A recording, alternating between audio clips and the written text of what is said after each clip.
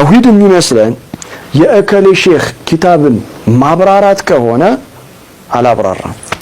ዳኢ ካሊድ ክብሮም ከየት ወዴት?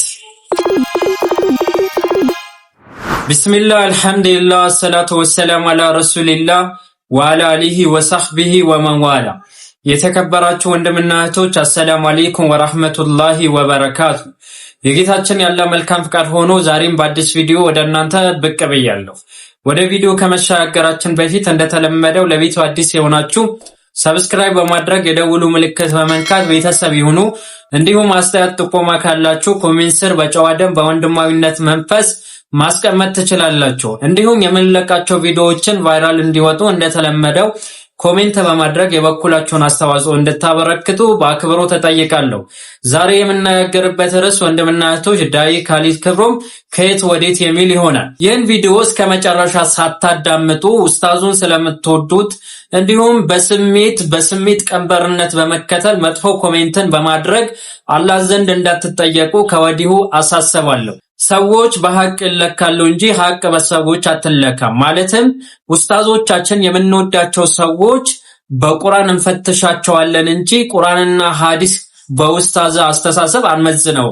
ይህ ሁላችንም የምናውቀው እውነታ ነው። ታዲያ ካሊድ ክብሮም በሚያሳዝን ሁኔታ ወደ ተውሂድ የሚጣሩ ኪታቦችን እንዲህ አድርጎ እያብጠለጠለ እንዲህ ያወራ ነው። እንመልከተው። ዳይ ወደሱ ቪዲዮ። ተውሂድ የሚመስለን የእከሌ ሼኽ ኪታብን ማብራራት ከሆነ አላብራራም። በቃ አላብራራም።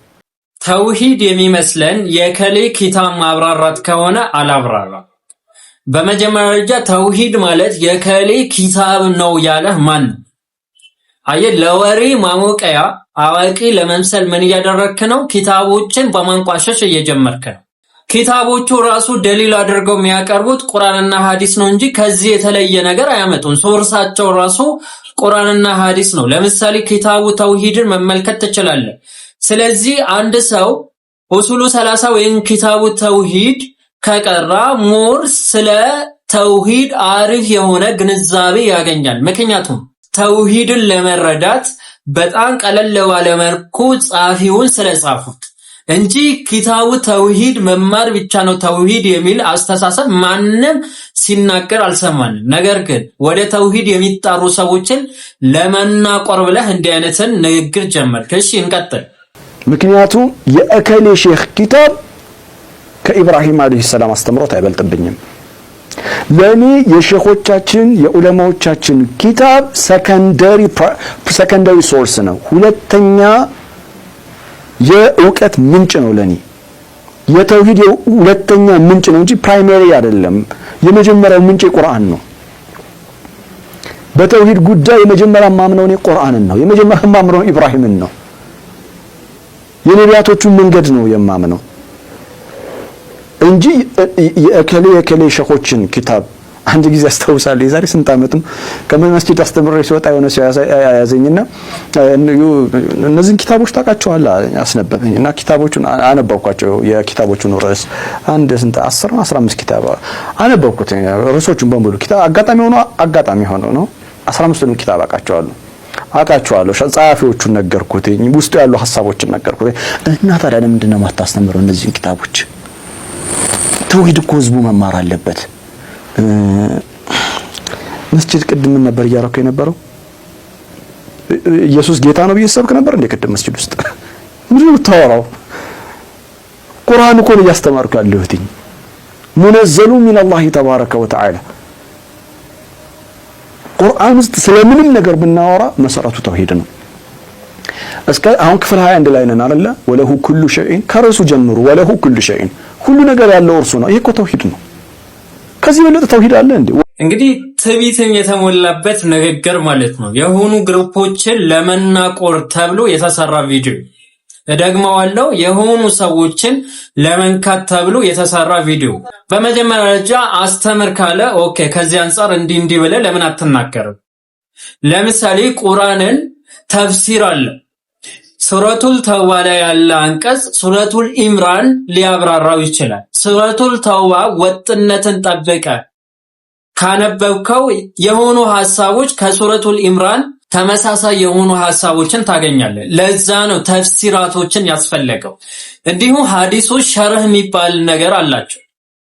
ተውሂድን ለመረዳት የኢብራሂምን ሐሳብ ያስፈልጋል። የኢብራሂም ሐሳብ ግን ኪታቡ ተውሂድ ላይ ባጭሩ ስለ ተውሂድ የሚናገሩ የቁርአን ቨርሶችን ባጭሩ ታገኛለህ። ስለዚህ ሰዎችን በቀላሉን አንደርስታንዲንግ ለማድረግ ያን ነገር ማስተማር ሰዎች የበለጠ እንዲረዱት ያደርጋል። ስለዚህ ይህን ማድረግ እንዲህ የሚያስቆጣ እንዲህ የሚያስብል ነው ባላ ወይስ ሴትና ወንድ ደባልቆ የቁርአን ጥናት ተብሎ ከዛ በኋላ ማስተማር ነው አዋቂነት ሀቢቢ? ወይስ እኔ በግሌ እንደሚመስለኝ ተብሎ ከዛ በኋላ መንዙማና ነሺዳ ይቻላል የበሰሉ ሰዎችን ቢያደርጉ ተብሎ የግልን ሐሳብ ማውራት ነው ሀቢቢ? ተውሂድ ከማናችሁም በላይ አከብረዋለሁ ዳይ ኡስታዝ ኻሊድ ክብሮ የቁርአን ጥናት ሳይቀር በአካል ተገኝቼ ከሱ ተመረያለሁ። አሁን ኮሜንት ላይ መጣ የምትሉ ሰዎች ስላላችሁ ነው ይህን ነገር ማሳወቀው እንጂ ምንም ማሳወቅ ራሱ አይጠበቅብኝ። ግን ኪታቡ ተውሂድ ወይም ኡሱሉ ሰላሳ የሆኑ በቃ ስለ ተውሂድ የተጻፉ ኪታቦችን ተመልከቷቸው። ሶርስ አድርገው የሚያመጡት ኪታቡ ራሱ እኮ ምንድነው? ቁርአን ነው እኮ ኪታቡ ራሱ መረጃው ቁርአንና ሐዲስ ነው እንጂ የግል ወይም የጻፊው የግል መረዳት አይደለም። የስሜቱን ሐሳብ አይደለም የሚያመነጨው ሀቢብ። ያመነጨው ምንድነው? ወይም ምንጭ ሶርስ አድርጎ ያ ኮት አድርጎ የሚወስደው ከቁርአንና ከሐዲስ ነው። ለምሳሌ አላህ በብቸኝነት ማምለክ አለበት። ደሊላችን ምንድነው? አላህ በተከበረው ቃሉ በእንዲህ አንቀጽ በእንዲህ ቨርስ እንዲህ ብሎ ተናግረዋል። ዱዓ ኢባዳ ነው። መልእክተኛው አለይሂ ሰላቱ ወሰላም ዱዓ ጸሎት አምልኮ ነው ብለዋል። እንዲሁም አላህ ለምኑኝ እሰጣቸዋለሁ ብለዋል ብለው ደሊል የሚያቀርቡት ከምንድነው? ከቁርአን ነው። ስለዚህ እኛ በሚገባን ቋንቋ ስለሚናገሩ ይህን ኪታብ ለምን አታስቀራም ሰዎች ተውሂድን እንዲረዱት ማለት አንተ ይህን ነገር ማስተምረው ምናምን በጣም አዋቂ የሚያሰራ ባዶነት ነው የሚያሳየው። ለዚህ ቃል አጠቃቀሜ ይቅርታ። ቀጥሎ ያለው ንግግር ደግሞ ስሙት። እዚህ ንግግሩ ላይ ምን እንደሚል ጁማ ሰላት ቁጭ ብለን ሰው በፀሐይ ደጅ እየተንቃቃ መስጂድ ሞልቷል ተውሂድ በሶስት ይከፈላል ብሎ ለ25 ደቂቃ የሚያብራራል። ለ25 ደቂቃ ተውሂድ ለሶስት ይከፈላል ተብሎ ጁማ ላይ ሰው ፀሐይ ላይ ቁጭ ብሎ ማስተማር ምን የሚሉት ነው ያለ ነው። ወናውዝ ቢላ ሪል ተውሂድ የተረዳ ሰው እንዲህ ይላል። ተውሂድ በሶስት ይከፈላል ማለት ምን ማለት ነው? ለምሳሌ ተውሂድ በሶስት ይከፈላል። የመጀመሪያ አላህ ነገራቶችን በማስገኘት ወይም የሱ ፈጣሪነት ስታስተምር ጊዜ ተውሂድ በሶስት ይከፈላል። አላህ ነገራቶችን ካነበሩበት ያስገኘ ነው ብለህ ከዛ በኋላ የቁርአን ቨርሶችን ታስቀምጣለህ። ከዛ ብቸኛ ተመላኪነት እርሱ ውጪ ያሉ ነገራቶችን ሰዎች ውድቅ አድርገው ጌታ አላህ ሱብሓነሁ ወተዓላ በብቸኝነትን ማምለክ እንዳለባቸው ያስተምራል። ከዛ አስማ ወሲፋት የሚባል ወይን ስምና ባህሪያቶች አላህ አዛኝ ነው፣ አላህ ሩህሩህ ነው፣ አላህ በነገር ሁሉም አሸናፊ ነው። ዛሬ ላይ የተለያዩ ሰዎች አሸናፊ ነን ቢሉ አላህ ግን አሸናፊ ነው። ስምና ባህሪያቶች አሉት። ይሰማል፣ ሰዎችን ይወዳል። እርሱን አዳመን በሁለት እጁን ፈጠረው። እነዚህ ነገራቶችን ማስተማር ማሰለቸት ነው። ወጣቱ በተለይ ማለት ነው። ኢማጂን በጣም ይገርማል። በኋላ የቁርአን ቨርሶችን አስቀምጥላችኋለሁ ነቢያቶች በአጠቃላይ የተላኩበት ተልእኮ እንደሆነ። ለ25 ደቂቃ የሚያብራራል። ለአንድ ቀን እኮ ችግር የለውም። በየሳምንቱ ያን ይደግማል። ቁርአን እኮ ስንት አይነት አፕሮች አለው፣ ስንት አይነት መንገድ አለው ተውሂድን የሚያስተምርበት። ስለ ርዝቅ ብታስተምር ተውሂድ ነው። ስለ ተወኩል ብታስተምር ተውሂድ ነው። ስለ ታማኝነት ብታስተምር ተውሂድ ነው። ወጣቶቻችን መስጂድ መምጣት እየሰለቻቸው ነው። የመስጂድ ዳዋ እየሰለቻቸው ነው። ለምን? ተመሳሳይ የሆነ አፕሮች ነው ያለን። የጄኔሬሽን ጋፕ እየተፈጠረ ነው። መስጂድ ላይ ቆሞ ተመሳሳይ የሆነ የዳዋ አካሄድ ስለሆነ ወጣቱ እየሰለቸው ነው መስጂድ መግባት። ስለዚህ አዳራሽ ተከራይተው ኡስታዞች ሴትና ወንድ አንተ እንደምታረገው ሴቶች በዚህ ጋር ወንዶች በዚህ ጋር ከዛ ሴት ላይ እያፈጠጡ ምናምን ነገር ያስተምሩ ነው። በሚገባ ቋንቋ ነው የምናገረው። ምክንያቱም እየተናቆርክ ስለሆነ ማለት ነው። ነቆራ ነው ያዝ። ሴትና ወንድ አንድ ላይ ያደርገው ምናምን ነገር ከዛ በኋላ ከሴት ጋር አንድ ላይ ዛሬ አምሮብሻል ምናምን እንዳልካት ሶፊ ሚንበር ቲቪ ላይ ማለት የረሳ ነው መሰለ። እንደዛ እንዳለ ከዛ ያምርብሻል ምናምን ዛሬ አለባበስሽ ምናምን ይበሉ። ስለ ሪዝቅ አስማ ወሲፋት ላይ እኮ ያለ ነው አይደለ? ሪዝቅ ሲሳይ ሰጪ ካላህ ስሞች መካከል አንዱ ነው እኮ አልወሃብ ነው አይደለም? ያላህ ስም ለጋሽ ማለት ነው፣ ሲሳይ ሰጪ ማለት ነው። ስለዚህ የአላህ ስምና ባህሪ ራሱ ስታስተምር ምንድነው ስለተለያዩ ነገራቶችን እያስተማርክ ነው። ስለ ስነ ምግባር ሊሆን ይችላል። ተውሂድ የያዘ ሰው ሲጀመር የስነ ምግባር ብክለት ሊኖርበት አይችልም። 5 ደቂቃ ሁሌ ይህን ነገር ከሰለቻ ሁሌ በየሳምንቱ ወደ ቢዳ ወደ ሽርክ የሚጣሩ ሰዎችን ለምን በዚህ ሞራነህን አተችም? የመሃል ሰፋሪ ወንድምና እህቶች ትልቁ ችግራቸው ይሄ ነው። ለሙብተዲዎችን የሚሰጡት ዑዝርና ይሄ ሂክማ ሪፍቅ ጥበብ ለአህለ ሱና ወልጀማ ወይም ደግሞ ሰለፊያ መንሃጅ ላይ ላለ በዳዋ ላይ የሆነ አካሂድ ላለበትን ሰው አይሰጡም። ሂክማ እነሱ ጋር አይሰራም። ሂክማ የሚሰራው እነማን ጋር ነው ስንል ሙብተዲዎች ጋር። ምንም ቢሆን እኮ ያኛው ወንድምህ ማለት ነው ተውሂድን እያስተማረ ነው።